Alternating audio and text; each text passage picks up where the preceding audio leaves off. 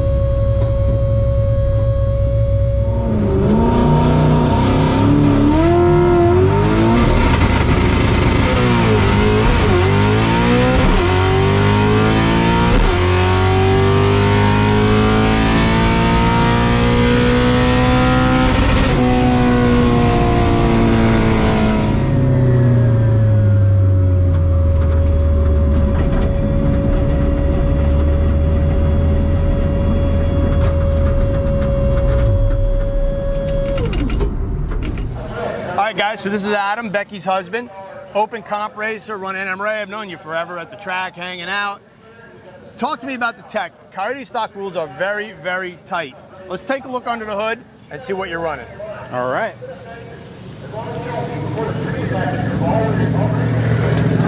Now, I know a lot of the Coyote stock races are very top secret about some of the stuff they do, but give the audience a little bit about how you built the car, what year is it, and some of the stuff you've done to get it to run 960s.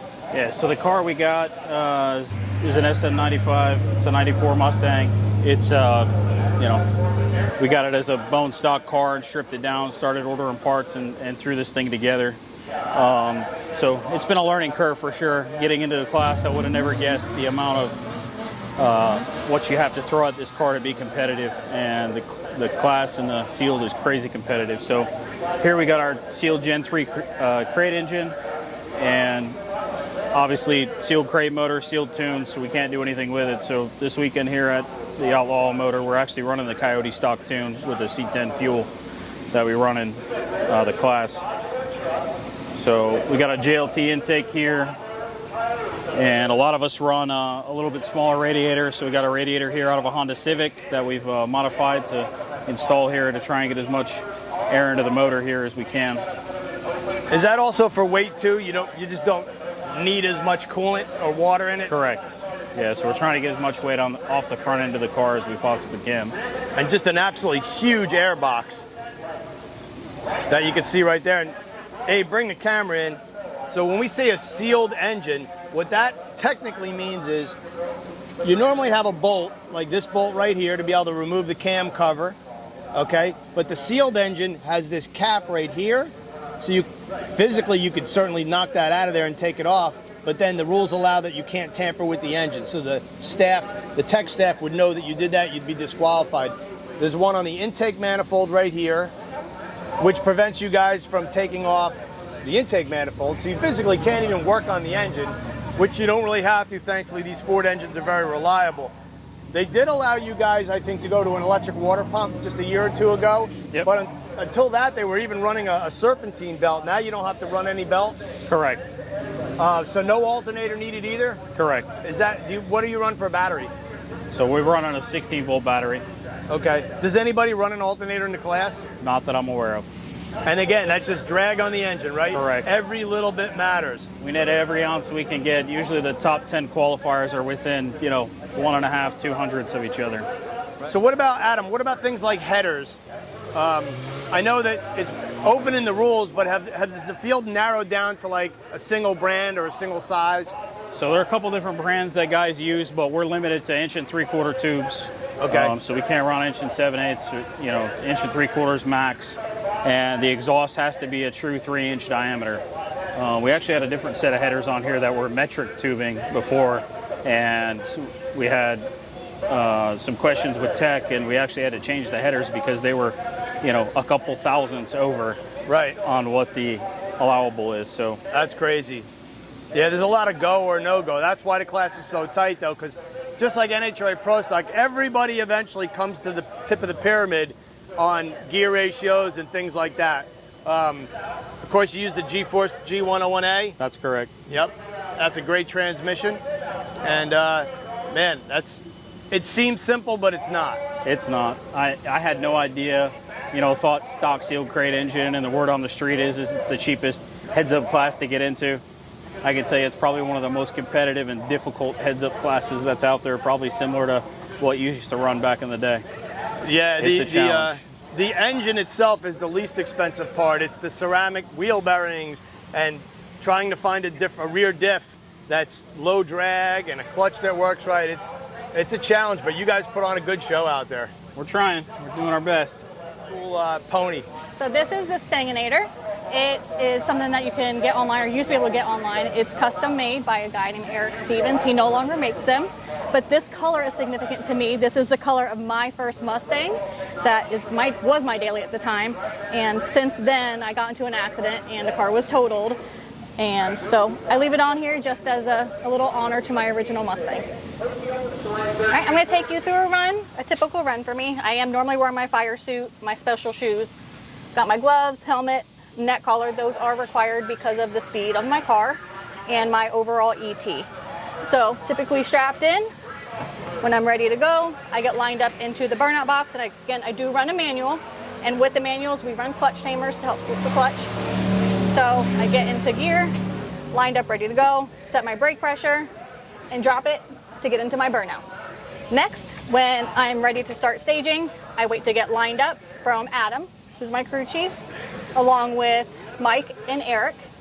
So I'll get into gear, set my brake pressure for my line lock to get staged, just so I don't accidentally roll through the beams.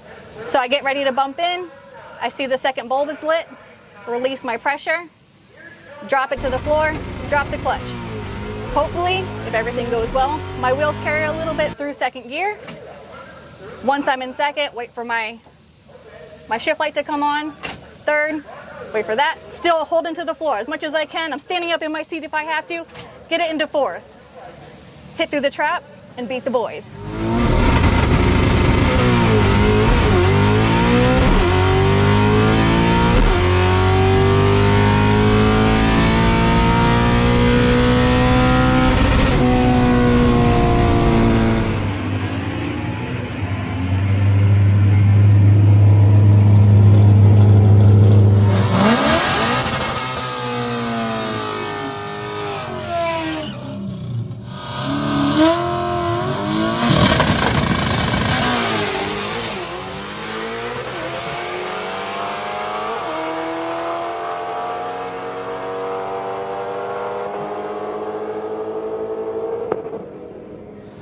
Becky, so it's got to be an absolute thrill to drive this car. What's a typical 60-foot, and what suspension are you running?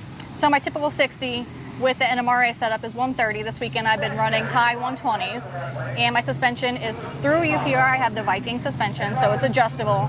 So depending on the track and the weight, I can always adjust it to get the most carry as I can through my wheels. And Coyote stock cars are limited to basically a bolt-in rear suspension and a bolt-in coil-over K-member setup, typical that's stock in a lot of Mustangs. It would even be on the street. Correct. It's a very, I would call it a basic bolt-in setup, even though these cars are definitely well scienced out, and they look basic, but they're not. Yeah, we're limited to know what we can do, so we really have to find every little thing that we can to help with that rotational drag. Any pound of rotational weight that we can get out really is what sets us apart. Right. So Becky, thank you so much for being on the Revan Thank channel. you. Another great look at an awesome racer with a great car. Appreciate all you guys watching the channel, and we hope you come back for more.